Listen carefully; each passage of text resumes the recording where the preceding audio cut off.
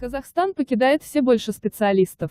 За 2017 год страну покинули 37 700 человек, что на 25,3% больше, чем в 2015-2016 году. В исследовании отмечается, что преимущественно казахстанцы уезжали в страны СНГ, 33 700, в другие страны выбыло 4 000 человек. Доля квалифицированных кадров, покинувших Казахстан, составила 54% или 20 400 человек, на 17% больше по сравнению с прошлым годом, когда отток профессионалов составил 17 400. Традиционно, отток идет по техническим специальностям 6600 человек, экономическим – 3600 и педагогическим – 2300 тысячи.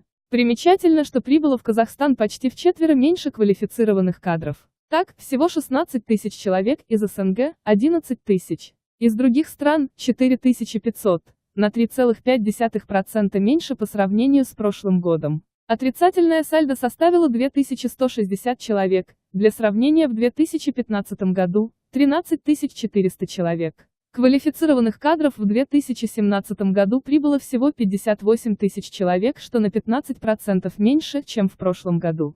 Их доля от общего количества прибывших в республику составила 36%, в прошлом году – 40,9%.